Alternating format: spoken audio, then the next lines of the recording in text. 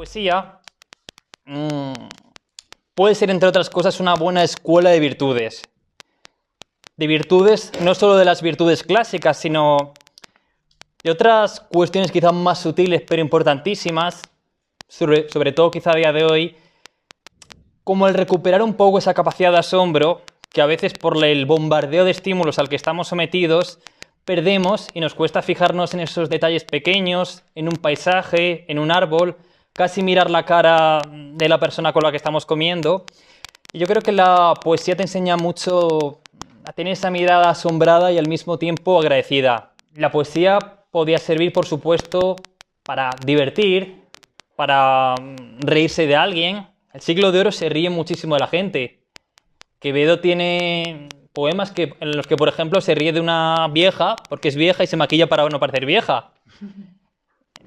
Hay de todo, pero es cierto que en la poesía más clásica siempre hay como una voluntad que yo creo que es muy sana y que es una pena que se haya relegado tanto hoy, que es de enseñar algo. Es que la poesía, bajo esa forma bonita que tiene, bajo esas metáforas, bajo esa máscara de belleza, nos puede enseñar alguna enseñanza valiosa, sea a través de un ejemplo o de un contraejemplo, que también puede ser. Pues a medida que se han acercado los tiempos más presentes, hablo ya del siglo XX, el XXI, ya encontramos que definitivamente toda la realidad entra en la poesía.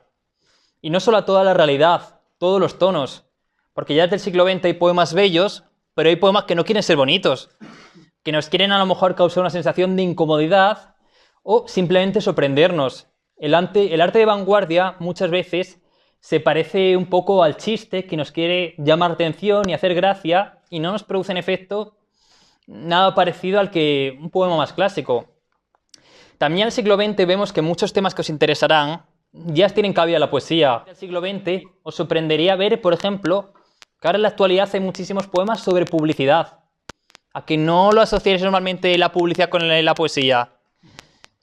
Es cierto que en los anuncios muchas veces se utilizan ciertos, digamos así, recursos de lenguaje que tienen que ver con las figuras literarias que estudiamos, pero yo tampoco era consciente hasta que tuve que dar un curso sobre la materia que hay una poesía amplísima que trata el tema de la publicidad. En el poema está presente algo que realmente ha tenido una continuidad en casi toda la historia de la poesía, que es el ingenio, que es asociar ideas de forma sorprendente para causarnos un efecto de sorpresa.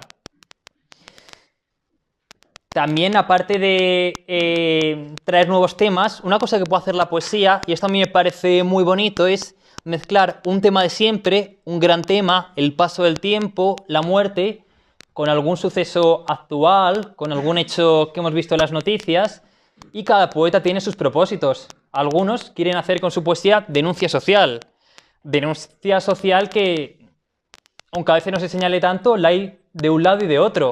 Hay denuncia social a veces desde una óptica más progresista y desde una óptica más conservadora. Está muy presente siempre la denuncia social en la poesía y, por ejemplo, una cosa que hacen mucho los poetas contemporáneos, que yo creo que es bonito y leer ese tipo de poemas nos puede apelar, es entender el poema como una especie de red, como una manera para atrapar un recuerdo. El poema simplemente se presenta como un dibujo de recuerdo que el poema quiere preservar. Como si hiciésemos una foto, pero hecha en verso.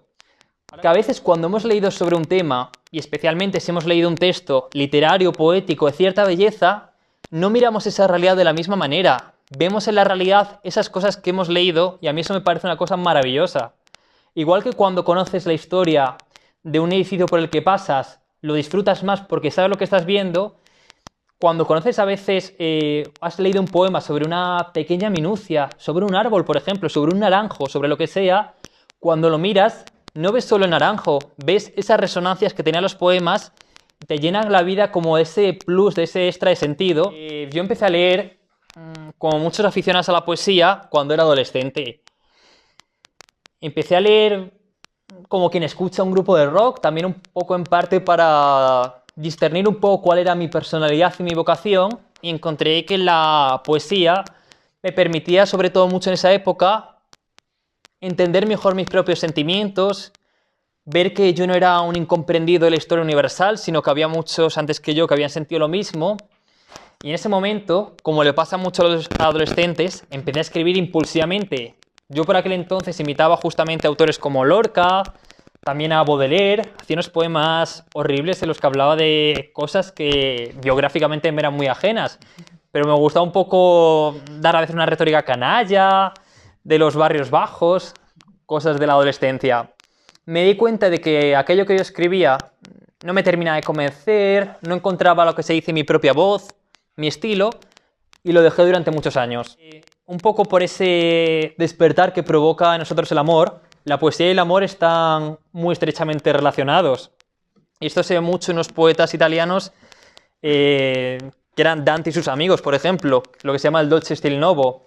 Y esa revelación del amor me llevó de nuevo a la poesía y traté de escribir lo que he ido haciendo en este libro, que salió este año, que se llama Príncipes de Principios, que, aun conservando una retórica a veces un poco barroca e incomprensible, yo quería que tuviese una fuente más humana, que se entendiese mejor y que hablase realmente de mi vida.